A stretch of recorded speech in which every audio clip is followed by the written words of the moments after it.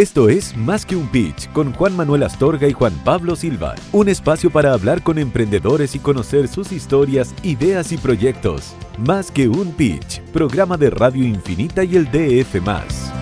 Bueno, en este nuevo capítulo de Más que un Pitch, hoy vamos a conversar con Yanina Rodríguez. Juan Pablo Silva, ¿quién es nuestra invitada? Vamos a hablar de zapatos. Vamos a hablar de Barbie, vamos a hablar, de temas relacionados al cuero, a los zapatos, pero también de una historia familiar que ha estado muy vinculada a este rubro. Ella es la fundadora de Gianni da Firenze. Muchas gracias por estar con nosotros, bienvenida.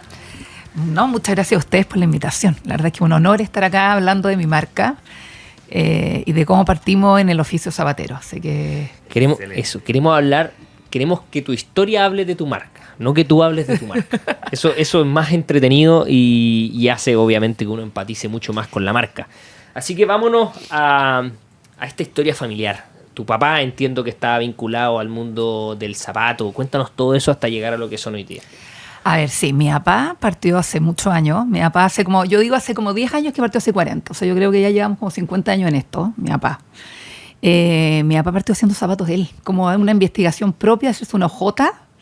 O sea, imagínate los tiempos, hippie de mi papá, y había una máquina de coser en su casa porque su hermano se la había comprado a un profesor de... Mi tío estudiaba educación física y se la había comprado a un profesor que hacía zapatillas, fíjate la época. Yeah. Y quedó esa máquina ahí y mi papá dijo, oye, ¿sabes qué? Podemos hacer algo de esto. Y partió haciéndose una hojota, estamos hablando hace muchos años. Y cuando después hace una hojota, 2 años o 3 años después, dice, ¿sabes que acá hay una oportunidad de negocio? Y ahí mi papá parte, esto Año viene 80. o sea, 70. Ya. ¿Cachai? Finales de los 70 igual, mi papá igual tampoco está ambio. Arreglándole el camino. Claro. El papá escuchando. Papá escuchando y ¿qué onda?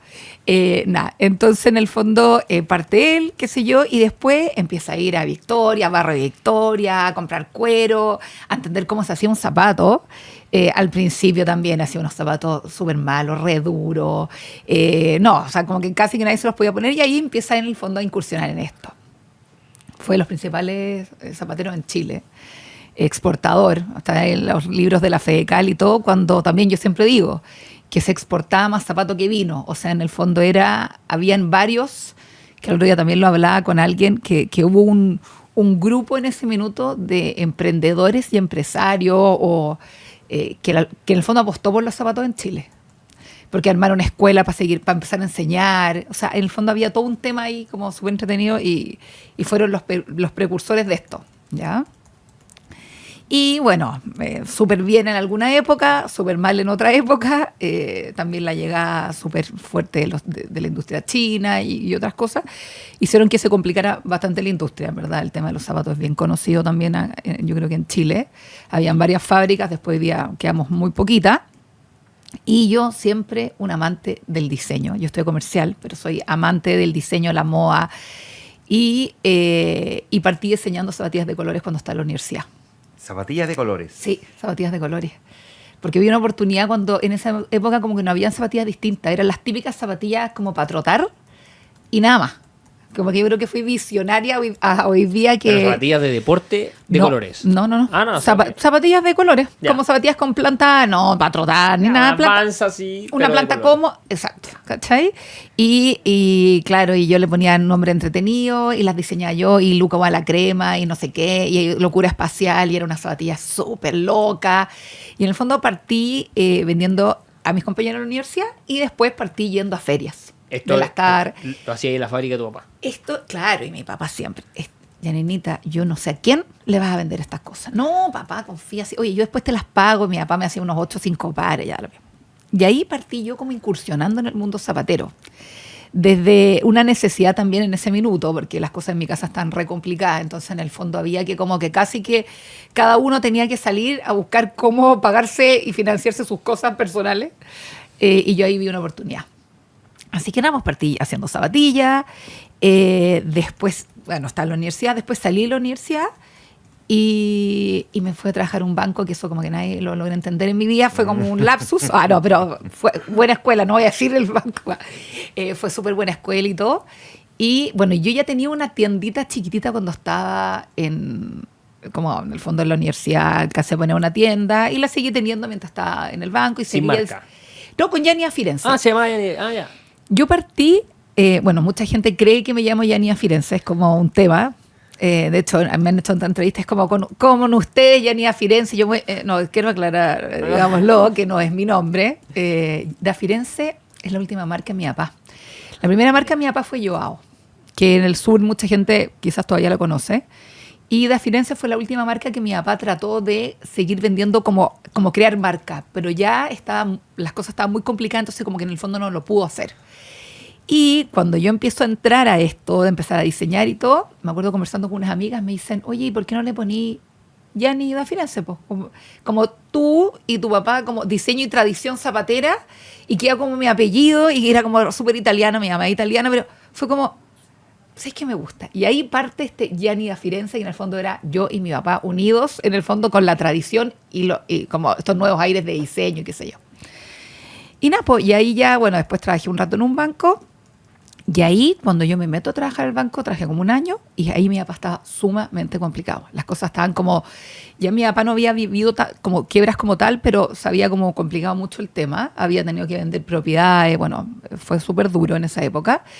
Y me acuerdo que yo decido que voy a renunciar al banco porque esto no era lo mío, y mi papá me llama así como, oye, tengamos una reunión profesional, tú y yo, ¿por qué no te venís a trabajar conmigo y me ayudáis a levantar esta fábrica una vez por todas? Fue como, Dios mío, yo a nada de casarme, mi marido no teníamos un peso ni uno de los dos, era como, ¿qué hacemos? Vamos a asumir un desafío adicional, digamos. Un desafío adicional, y además con toda mi familia en contra. Yo estoy comercial a la Católica, era como que, en verdad, podéis trabajar en cualquier lado, te va increíble, ¿y qué te vas a meter a hacer zapatos si ya casi que la industria te lo han demostrado que esto no hay nada que hacer? Esto está muerto, poco menos. Y fue como, ¿sabéis qué? De guata, que yo hablo mucho de la intuición para mí, como en los negocios, fue como, ya, voy. Al final renuncié al banco, me fui a trabajar con mi papá. Al principio fue... ¿Qué año? Esto fue hace como 15 años atrás, 14 años atrás. Y nada, al principio fue súper duro, porque uno en el fondo... Yo había ayudado a mi papá y habíamos estado juntos un poco en algún proceso de quiebre. Yo lo ayudé a como lidiar con algunos proveedores y todo. Pero ya entrar a trabajar con mi papá... tenemos formas de ser, somos súper parecidos, yo creo que ese es el mayor tema.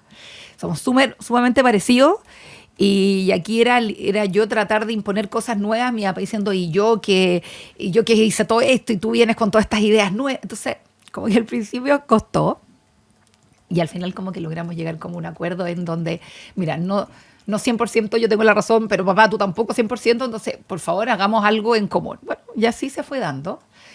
Y lo entretenido de todo esto fue que me empezaron a pasar como cosas raras. O sea, sí raras, pero como que compañeras mías que ya estaban saliendo de la universidad habían entrado a trabajar de compradoras de retail o qué sé yo.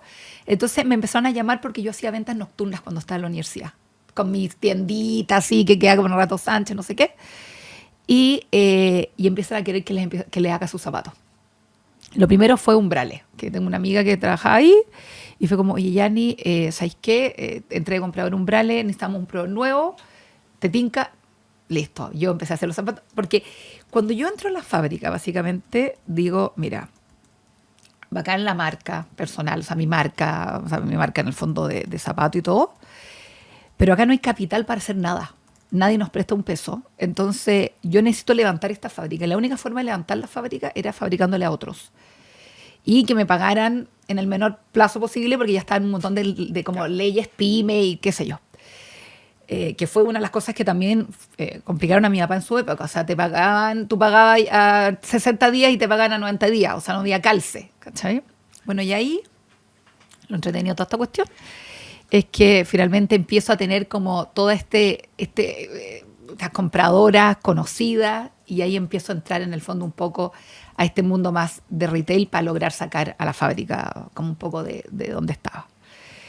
Y nada, y ahí tú nos llegaban órdenes de compra. Me acuerdo que nos llegó una orden de compra de retail de 4.000 pares, y me acuerdo cuando yo la abrí, o sea, le digo a mi papá, esto no lo puedo creer.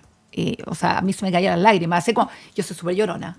He llorado, yo creo que casi cada hito que tengo, cada cosa que pasa en la marca, yo siempre he dicho que, por lo menos para mí, emprender en general no es una gran montaña, son miles de cerritos, montañitas o lo que sea, que en el fondo cada como hito, cada logro es como demasiado emocionante porque de verdad hay mucho esfuerzo detrás de cada una de las cosas que uno hace, la verdad. Entonces, nada, pues al final empezamos a venderle al retail, la cosa empezó a andar un poco mejor. Todo al principio era factoring. Te juro que yo decía, será algún día que nos hagamos factoring, por favor, porque igual era complejo todo ya. Y nada, y entre todas las búsquedas de llegar a los retail, llegamos a París y había un espacio que se llamaba Monjita a la Moda. ¿Cómo se llama? Monjitas a la Moda, no sé si se acuerdan. No. Eran dos niñas, lo máximo, que ellas partieron en la calle Monjitas del centro con un concepto súper entretenido, fue hace varios años, de tener varias marcas de diseñadores como emergentes. Y le vendieron este proyecto a París y París le pasó en el fondo sus espacios físicos en tiendas, o sea, Alto Las Condes, Parque Arauco, Costanera Center, Marina Arauco, qué sé yo, para que tenían como un espacio para estas marcas de diseño. Entonces, y yo en el fondo, cuando voy a una de las reuniones con el equipo de París, ella me dice, oye, ¿y estos zapatos que tú nos traís, qué sé yo, quién los hace, quién los diseña? No, es que yo en la universidad. ¿Y por qué no estáis en Monjita a la Moda? Y ahí fue como una primera oportunidad de ya empezar a incursionar con Gianni a Firenze. Y ahí empecé, me acuerdo, a despachar. Creé una colección y yo decía, ¿cómo hago una colección que la gente pase y la vea? Porque voy a estar en un retail donde compito con 200.000 millones de marcas, Claro. donde al final tú te vayas a la marca segura, a lo que te calza bien, a lo que te gusta. Tiene que tener un distintivo que te llame, que te Absolutamente. conecte. Y fue lo primero que pensé. Y dije, voy a hacer zapatos de colores. Pero no de un color, de 5 colores combinados. Porque no falta la loca, como yo, que le va a gustar. Entonces, así partí diseñando y haciendo esas colecciones súper coloridas y poniéndolas en distintas tiendas. Y me acuerdo haber despachado a las distintas tiendas y cuando despaché, me acuerdo, creo que la última tienda fue Alto Las Condes, qué sé yo, ahí me llama una de las doña Monjita y me dice, oye, Gianni, me llama así como yo dije, ¿te pasó algo? Ya, oye, sí, ¿qué pasó? Oye, Gianni, te amo porque de verdad te pasaste, te felicito, en verdad. Esta es la tercera tienda que entra, ya la Costanera y Alto ya, o sea, y Parque Arauco, ya vendiste casi todo. Es primera vez que nos pasa que una marca vende tanto el primer día. Y yo me acuerdo, ya en Alto Las Condes, yo lloraba, ya. Emoción, ya. Entonces siempre yo como que me emocionaba de cada cosa que pasa, qué sé yo. Y así empezó este camino como de ya empezar a meter la marca. Siempre, bueno, yo fabricaba la fábrica ahí, no sé, Gianni a Firenze en un 20% de la producción. Y yo siempre decía, en algún minuto la fábrica le va a hacer todo a Gianni a Firenze. Pero es un camino largo porque no hay capital, nadie nos va a prestar nada. Entonces todo era como un poco de a poquito y a ir como creciendo a poco. Y así, bueno, y en otro de los hitos importantes fue cuando dejamos de estar en Monjita, porque en una tienda de Marina Arauco específicamente, nosotros un mes le ganamos a todas las marcas de zapatos de esa época, pero le ganó el concepto Monjita, como en la venta. Y ahí la gerente de Su Bonito Zapato hizo un doble clic y dijo, ábreme las marcas que están detrás de la venta que acaban de hacer. Y nosotros éramos el 90% de la venta. Y ahí París me dice, venga a sentarse con nosotros, queremos que seas una marca propia de París. Y ahí fue un hito para mí también porque... Hagamos un doble clic ahí, Ya. que esto le puede servir a muchos emprendedores. ¿Cómo te pusiste a negociar ahí? Porque ahí cambia, tú eres ya más... Tenía un poquito más de poder de negociación, entonces no tengo idea. Si es que en Monjita a la Moda, te estoy inventando, tenías un margen del 15%, tenían una comisión del 15% ellas, ¿cómo tú llegas a París y le dices, oye, pero yo quiero que ustedes máximo un 10? No sé, te estoy inventando cifras, pero... Mira, primero había una cosa que yo tenía muy clara. Monjita era consignación Ya. y el riesgo lo asumía yo. París era compra y el riesgo lo asumían ellos. Entonces, entre comillas ellos, porque obviamente ahí uno trata siempre... Entonces ya para mí eso era un mundo de diferencia. Y también, obviamente, los pagos eran a 30 días máximo. Entonces la verdad que a mí me daba la rueda para poder hacer eso. Yo creo que el tema de negociar, cuando tú te enfrentas como a un retail o qué sé yo, en el fondo es entender que si no lo haces de una forma, tu negocio no funciona nomás. O sea, por ejemplo, después de conversaciones con mi papá, que yo le decía, oye, papá, ¿por qué en el fondo había pago a 90, 120 días? Que si no vendíamos. Yo le decía, quizás era mejor no vender. Porque finalmente vender con plazos de pago tan amplios para emprendedores es finalmente perjudicar tu negocio. No tenés ni una forma del fondo generar esta rueda y este ciclo de pago que en el fondo te permita salir, ¿cachai? Entonces lo de nosotros yo ya estaba en la guerra en esa época también cuando yo entré a la fábrica. La fábrica yo no tenía tiempo para cometer errores. Yo no tenía tiempo para probar, ¿cachai? Lo mío era, tenía que ir muy a la segura y cada paso que daba era algo que iba a permitir capitalizar de nuevo la fábrica, que nos costó años. O sea, yo te digo que de los 15 años que llevo en esto, yo te podría decir que 7 estoy metida en la marca y los otros 7 fueron metidas en la guerra de la fábrica, sacándola adelante. Porque cuando uno parte un emprendimiento, uno parte muchas veces de cero. Pero yo no, yo partí de menos. Porque yo partí con deudas previsionales, problemas que quedan de las quiebras de mi papá anterior. Había muchos temas que había que resolver antes de poder partir como con una marca, ¿cachai? Que eso en el fondo también fue una escuela súper interesante para mí en términos de lo que hice, de las decisiones que tomé, de la rapidez que tuve para tomar decisiones en el minuto o sea, toda esa preparación que tuve yo en algún minuto, también por ejemplo pandemia me sirvió un montón. ¿Te fijas? O sea, pandemia vino y yo dije, acá no hay tiempo que perder, hay que cerrar las tiendas al tiro, hay que hacer esto. O sea, no, yo como que en el fondo tomo decisiones muy rápido porque siento que el tiempo... como que finalmente, a ver, obviamente hubo un tema de rubro, de la industria del zapato y por eso también muchos se vieron perjudicados. Pero yo también creo que hay un tema de decisiones. En cuando las empresas en el fondo se ven perjudicadas o tienen fracasos, también hay un tema de decisiones detrás. Entonces yo creo que ahí hay que saber, ojalá en el fondo como poder leer como intuitivamente, ver qué va a pasar y tratar de tomar decisiones de repente medias rápidas porque muchas veces eso puede complicar. Y bueno, y a partir de un montón de hitos que fueron dándose, la marca, bueno, después abrimos una tienda en Costanera Center, en Casa Costanera la primera, que fue un hito también para nosotros. Después abrimos Parque Arauco, después Parque Arauco Chica, nos fuimos a Parque Arauco en pandemia, una más grande, y el año pasado abrimos Costanera Center. Pero siempre el foco de la marca fue el e-commerce. Y fue un tema, me acuerdo, siempre en conversación con mi papá.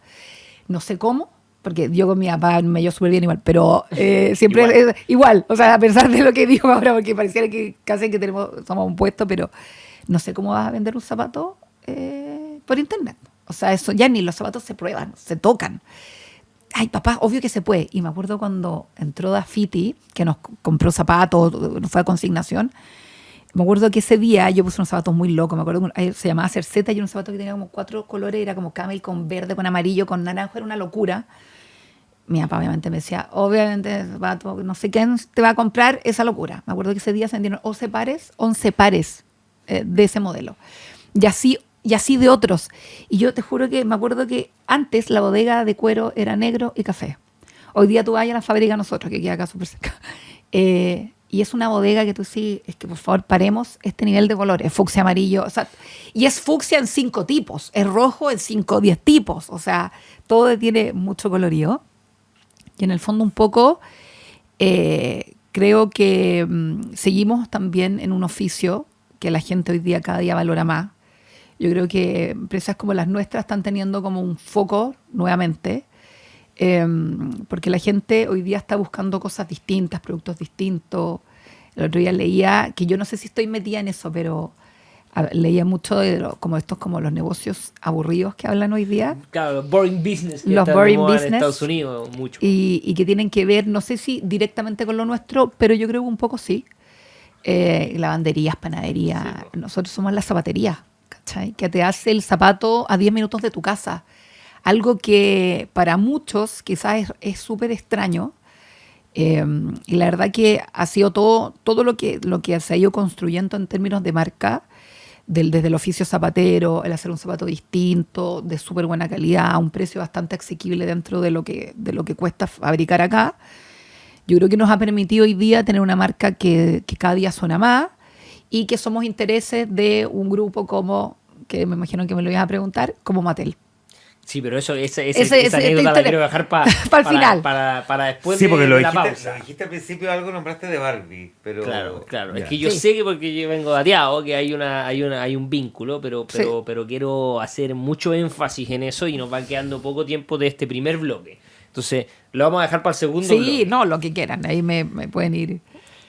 Hoy día, ¿cuántos zapatos produce? O danos cifras de lo que es hoy día. A No ver. solo Gianni da Firenze, sino que en general, la fábrica. Mira, nosotros hoy día logramos lo que era uno de mis sueños, que era que la fábrica le hiciera todos los zapatos a Gianni Firenze. Eso nos pasó ya, en hoy día. pandemia, post-pandemia. 100% Gianni Firenze en la fábrica. Todo lo que se produce en la fábrica de Gianni Firenze, y hoy día te digo que no estamos dando abasto. Sé que es un temón que estamos viviendo hoy día, sí. Nosotros fabricamos entre 120 y 150 pares diarios. En Chile es súper difícil fabricar. Porque cuando muere la industria en general, muere todo. Claro. Mueren tus proveedores, no hay cadena para poder producir, es súper complejo. Quedan ciertos proveedores, pero yo creo que hoy día un poco el trabajo de nosotros es salir a buscar nuevos proveedores, que lamentablemente no están en Chile. ¿Y por qué fabricar acá y no en otro lugar? También podemos fabricar en otros lugares, lo estamos haciendo, estamos fabricando en otros lugares, pero no sé que yo tengo esa heredé de mi papá ese amor por fabricar en Chile, a pesar de lo difícil. Ya, pero no es algo ideológico así como nosotros, solo Chile. No, la industria nacional. No, Ya. porque a ver, post pandemia, o sea, hoy en pandemia también entendí que, o sea, independiente de que fabricar en Chile es una de las cosas que me gusta porque también hay un ver la cadena completa, el hacerme cargo, entender cómo funciona, el preocuparme de que el cuero sea de la mejor calidad. Hay un montón de cosas de procesos que son importantes. En la pandemia también nos dimos cuenta que en Chile tampoco es tan viable producir muchos pares. Porque no hay, aparte no hubo un recambio generacional. En el fondo, a ver, yo en mi caso, yo soy la sucesora, o sea, yo seguí en el fondo con esto, pero hay una generación que hoy día son las personas que trabajan en la fábrica, que muchos de sus hijos no quisieron seguir en esto. Claro. Y prefirieron en el fondo entrar a estudiar y en el fondo ser como profesionales, no sé cómo, con esa terminología, y como que no le tienen cariño a estos oficios. ¿Te fijas? Entonces, al final... En parte también porque han sido abandonados, porque otros se o fueron sea, afuera a fabricar. Absolutamente. Entonces, más que falta de cariño, es falta de oportunidades muchas veces. Falta de oportunidades y, claro, porque vieron que no había mucho para... O sea, en el fondo, era trabajar en 1, 2, 3, 4 fábricas y si no trabajáis en esa, ¿en qué trabajáis? Estamos conversando con Gianina Rodríguez. Vamos a ir a la pausa, pero vamos a seguir conversando de inmediato aquí en Más que un Pitch, ¿te parece? Vamos a la pausa. Pausa, ya estamos con ustedes. Más que un pitch, en Infinita 100.1. ¿Tienes pasión por la educación? Con Kumon puedes emprender con propósito. Abre tu centro con apoyo completo y una marca globalmente reconocida como Kumon y colabora a la educación del país. Infórmate más en kumon.cl/franquicia. En Walmart Chile están comprometidos con el crecimiento del país y con convertirse en una empresa regenerativa para que sus colaboradores, clientes y comunidades tengan acceso a más empleo, más crecimiento y más oportunidades para vivir mejor. Volvemos de la pausa para seguir conversando de emprendimiento junto a sus protagonistas. Esto es Más que un Pitch, un programa de Radio Infinita y el DF+, con Juan Manuel Astorga y Juan Pablo Silva. Estamos de vuelta conversando con Gianina Rodríguez aquí en Más que un Pitch. Teníamos algunas cosas pendientes, Juan Pablo. Sí, y ahora sí que tenemos tiempo, nos podemos explayar. Yo leí alguna vez en el diario más importante de Chile, el DF+, al que no tengo ningún vínculo, ni ningún conflicto de interés tampoco, cómo esta zapatera chilena sedujo a Mattel. Cuéntanos, por favor, esa historia.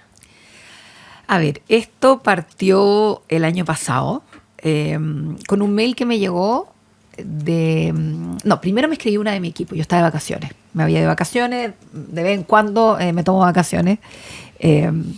Y me escribió alguien de mi equipo tipo, oye, Gianni, necesito hablar contigo, perdona que te moleste, pero llegó esto.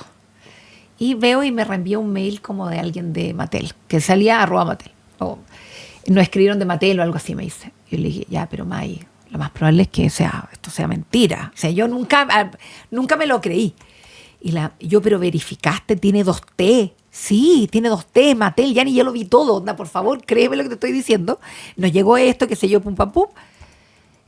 Por favor, haz algo. O sea, como que yo sé que es importante, yo sé que tú estés de vacaciones, pero bueno, dije ya, bueno, súper incrédula. Debo reconocer que muy incrédula en los inicios.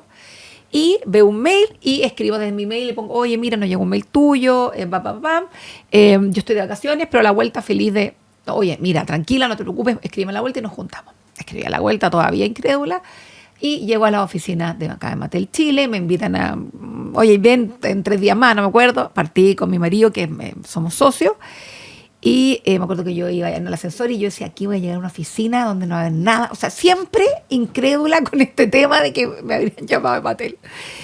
Y bueno, llego a las oficinas, me reciben de morir lo increíble, me tomé fotos con esas cajas de Barbie gigantes que estaban en los cines, pero me sentía una niña chica entrando a las oficinas de Mattel con todos estos juegos y Hot Wheels y el mundo Mattel. Y me llegan a una oficina en donde me cuentan que les encanta la marca, que son unos fans de la marca, que la siguen hace muchos años y que creemos que, o sea, que ellos creen en el fondo que nuestra marca es una marca perfecta para hacer una colaboración con Barbie. Y yo y ahí que también me encantó y me súper emocionó y todo, porque empezaron a contarme, bueno, yo vi la película de Barbie, en el fondo un poco toda esta vuelta que está teniendo Barbie a nivel mundial, donde también hoy día Barbie se presenta no solamente como esta muñeca súper perfecta de los años 50, sino también buscando como posicionar a las mujeres desde otro lado, ¿ya? Y ahí me muestran un video que salía como este tema de la brecha del gap, que salen niñitas que a los 5 años, hay un video y todo, que a los 5 años las niñitas en el fondo dejan de soñar. De ahí todo un tema ahí de la brecha y creen que no son capaces. Y yo veo este video y fue como, no, acá esto me encanta mucho más que solamente el Barbie como un producto, digamos. Acá hay un propósito y eso me conecta. Y bueno, listo, qué sé yo, y me dejan la pelota en mi cancha como tipo, dinos qué se te ocurre. Y ahí empiezo yo a cranear qué puedo hacer. Y dije, bueno, yo creo que acá hay un tema importante porque en el fondo yo soy una niñita que jugaba con Barbie. Siempre Barbie fue mi juguete favorito, pero por lejos. Tenía cajas y inventaba y les cortaba la ropa y les diseñaba ropa y qué sé yo. Entonces, cuando yo le presento esto a Mattel ya con el tema Barbie, les digo, me presento yo como con fotos mías de niñita, fotos mías de hoy día, como el tema de la empresa y fabricante y qué sé yo. Y yo digo, en verdad, yo era una niñita que jugaba con Barbie, siempre amante de las Barbie. Entonces, hoy día es muy impresionante que llegue Barbie a pedirme que le diseñe una colección. En verdad, Barbie cumple tus sueños. Y eso fue como que ya fue como wow. Y ahí nos tocó aprobaciones en México, en otras partes del mundo, porque en el fondo acá hay una parte nomás, licencias y otras, pero todo lo que es diseño y qué sé yo, se aprueba desde otros lados. Y ahí empezó todo esto como de reuniones con ellos, qué sé yo, y yo te juro que después de cada reunión yo era como emocionada, yo Llanto. ya como llanto, ojo, pero te juro por Dios que yo veía en la reunión las caras de las contrapartes y también había emoción, no era solamente yo la que estaba emocionada, también yo creo que logré traspasar la emoción que significó para nosotros poder diseñar esto. Y ahí cuando ya, bueno, firmamos contratos y un montón de cosas, porque era en el fondo una colaboración, pero entramos por temas de licencia, qué sé yo, nos abren el mundo Mattel.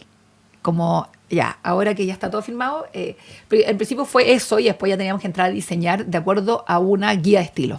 Y cuando nos abren el mundo Mattel y nos abren el mundo como de las guías de estilo, les juro que fue como real. Ahí sí que me sentí nuevamente en Barbieland. O sea, como eran miles de guías de estilo y yo abría y yo decía, ya, esta sí, esta no, esta sí, esta no. Y así empezamos a trabajar con el equipo mío de diseño y mi equipo en general, hasta que llegamos a la guía de estilo de 1959, que es la primera Barbie. Y esta yo dije, esta es la que me cierra y la que me hace más sentido. Entonces, no solamente nos preocupamos de, en el fondo, vincularme a mí con los sueños y con Barbie, sino que logramos también agarrar como detalles de esa guía de estilo. Entonces, por ejemplo, estaba los anteojos, los cat eye de la Barbie de 1959 y los ocupamos para hacer el antifaz del mocasín. Después agarramos, está la Barbie de perfil con un moñito, entonces como que agarramos una cinta y la transformamos y la metimos. Entonces, en el fondo hubo muchos elementos, hubo mucho juego detrás del diseño que hicimos. Y otra cosa que hicimos que también les encantó, a pesar de que yo tenía miedo, es que dije que Barbie no era solo fucsia. Así que no hicimos ningún zapato fucsia. Mira. Todo lo que acompañaba a Barbie iba a ser fucsia. La caja, los plintos para poner los zapatos, qué sé yo. El evento iba a ser muy fucsia, pero los zapatos no. Y todo eso fue muy aplaudido por ellos, como que, porque también en el fondo era un producto un poco más adulto. Ahora seguimos trabajando con ellos. Esta licencia la tenemos por un par de tiempo. Eso, años más. ¿en qué consiste la práctica? En la práctica yo firmé el contrato como por 2-3 años, en donde en el fondo ellos me dan a mí la posibilidad de hacer colecciones y colaboraciones con ellos las veces que yo quiera. Pero en el año. es en el fondo vender en Gianni da Firenze un modelo que es by Barbie, no tengo idea. Claro, el fondo es Barbie by Gianni da Firenze. El fondo ellos me Ya, pasan ya. en el fondo su marca. Ya. Hay un montón de aprobaciones claramente detrás. O sea, ahora por ejemplo estamos diseñando la nueva colección que viene muy entretenida. Claro, pero entra todo por procesos de ellos y claro, y son un montón de aprobaciones. O sea, no es tan rápido ni tan fácil, pero ha sido ¿Y esto increíble. te cambió el hecho de haber cerrado una alianza así? ¿Hizo cambios significativos en el negocio o algo más romántico que nada? Mira, yo creo que igual hizo cambio en términos de marca. O sea, yo Ya. creo que la marca está sonando mucho más. Yo creo que hemos llegado. Yo creo que el hecho que una marca tan internacional se fije en una marca como nosotros, que somos súper nacionales, igual de un porte bastante más pequeño que otros, yo creo que dice mucho detrás de lo que está pasando, detrás de como a nivel mundial y también yo creo con marcas como la nuestra, que son marcas con mucho sentido, propósito y qué sé yo. Entonces, ¿Pero hizo alguna diferencia así como cualitativa en términos de venta, por ejemplo? o sea, la ¿Cuantitativa? colección se vendió súper bien. Igual nosotros apostamos por una colección bastante exclusiva. La marca dentro de sus valores, o sea, los temas importantes es la exclusividad.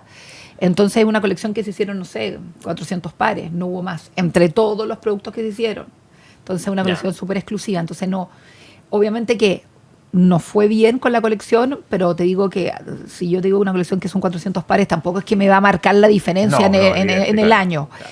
Pero sí me permitió estar hoy día, no sé, quizás sentados con ustedes o también un montón de otras cosas que nos abren puertas como marca. Ya, o sea, una cosa más de branding Yo creo que de es- vida. Yo creo que es mucho más de branding que de vida. El Evita quizás se puede ver en 2 años más, 1 año más, no lo sé. Pero yo creo que en términos... Y sabéis que para mí fue súper importante. Ya. Eh, Para motivarte, para ¿Sabéis seguir qué? Lo he motivando. hablado en términos como... La otra vez también me invitaron a un grupo y de como emprendedor, empresario, que ya... Y yo me acuerdo haberles contado de esto y haber dicho eso. Como muchas veces cuando uno emprende y está ahí en estos rubros o que igual tienen harto de soledad, que pasen cosas de este estilo hace que, muchas cosas valgan la pena. Es como súper inspiracional. Entonces les dije yo, como me acuerdo de un equipo, como que los miré a todos, como un grupo, como en verdad siéntanse como súper orgullosos de lo que han hecho, porque esto no se logra de la noche a la mañana. Hay una construcción muy como paso a paso para llegar a un punto como este. O sea, en el fondo ya tenéis que tener como ciertos años, haber consolidado tu marca. Entonces, la verdad que para mí ha sido muy gratificante y la verdad que son esos momentos que tú decís, ¿sabes qué? Vamos por mucho más. Y vamos por mucho más. Vamos por mucho más. ¿Qué es mucho más? ¿Dónde proyecta que puede, A ver. a dónde puede llegar? A ver. Nosotros como marca hoy día queremos seguir creciendo en tiendas en Chile. El e-commerce sigue siendo fundamental, pero todavía hay un proyecto de crecimiento de marca y de tienda, pero también hay un proyecto para afuera gigante. Yo creo que hemos demostrado, porque Chile es un país que compite súper fuerte. En Chile es difícil, es un mercado difícil. Muy Yo chico, siento es muy chico. chico, muy competitivo, Muy con exigente. demasiadas marcas y muy exigente. Entonces yo creo que si en un país como el nuestro te va bien, yo creo que tenéis hartas oportunidades que afuera te vaya bien. ¿Y afuera te imagináis dónde? De, no sé, distintas partes de Europa incluso, que hay lugares que producen así Cuero, harto, pero nosotros nos escriben para vender en Estados Unidos, en Europa, y como, oye, mi hija vive no sé dónde, estoy matando, en España, en Madrid, y cada vez que la ven o me escribe la misma, me preguntan de dónde son mis zapatos. O sea, somos un zapato novedoso, distinto, que no se encuentra. Entonces yo creo que tenemos oportunidades de vender afuera y hoy día, que el mundo en el fondo también está mega cambiando, el tema de los despachos son cada vez mejores y más fáciles. Claro, Yo creo que hoy día pensar, ni siquiera te digo que tengo que tener una bodega en Europa para vender en Europa. Tengo mi bodega acá y despacho y punto. O sea, en el fondo hay oportunidades. Oye, para ir, nos va quedando 5 minutos. No, 4. 4 No, minutos. puede que- Exacto. Es que si no, después nos retan y nos pasamos. Tú dijiste como medio a la pasada, soy socio de mi marido y también socio de mi papá. Sí. O sea, Está toda la familia metida. Sí, estamos todos metidos. ¿Cómo se llama tu marido con tu papá? Bien, súper bien. ¿Sí? Ha sido, sí, es que yo creo que ¿Y mi contigo? marido... Sí, ¿Cómo se llama tu marido contigo? Increíble. No, pero es que ¿sabes qué? Llevamos 14 años casados. Y te juro, y desde que partimos en esto. Qué divertido. Partimos como los dos metiéndonos a la fábrica a levantarla. Como desde el minuto que nos casamos, ¿cachai? Entonces, yo creo que Miguel, o sea, de todas maneras Miguel Ángel ha sido clave y fundamental porque tiene en estructura que quizás yo, que soy más creativa, no la tengo.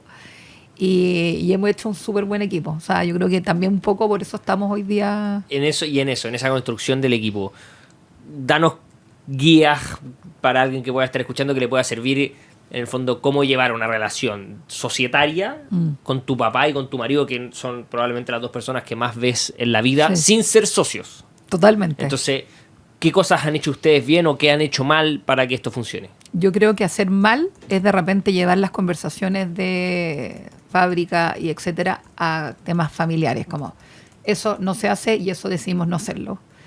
Y en el fondo yo creo que eso es lo que más hay que cuidar, como hay momentos para poder hablar de cualquier cosa de negocio, pero hay momentos que en el fondo somos familia y hay que saber separar las cosas. Yo creo que, y también entendemos todos que vamos para el mismo lado. Yo creo que también hay veces que sí, yo me puedo pelear con mi papá o puedo tener una discusión con mi marido. Yo esa discusión la dejo en la oficina y llego, oye, ¿cómo te fue? Poco menos. O sea, no hay rencor. El talento de hacer Hay que ser talentoso. Se trabaja. Sí, trabaja, pero ya llevamos varios años y se aprendió en la marcha. Pero también hemos tenido varias cosas tan positivas de trabajar en conjunto que yo creo que también hemos logrado finalmente como sortear lo que es malo, porque finalmente el bien, o sea, lo que se ha ido logrando es muy bueno. En tu reflexión final, ¿qué le recomendarías a la gente que está emprendiendo, que quiere emprender, que no lo ha pasado bien emprendiendo? ¿Qué recomendaciones le dirías, así como tips de emprendimiento? Voy a decir algo quizás que suene medio raro y esotérico, pero yo creo que la intuición fue un rol fundamental en lo que son los negocios y el emprendimiento. El como esa sensibilidad de hacia dónde ir, de esa, como que te lo da de repente como algo desde la guata, que muchas veces los números dicen una cosa y muchas veces hay algo que te dice algo más como desde la intuición. Yo creo que el emprendimiento tiene mucho de eso, también tiene mucho también del orden y qué sé yo, un montón de cosas, pero y yo creo que ser emprendedor es difícil.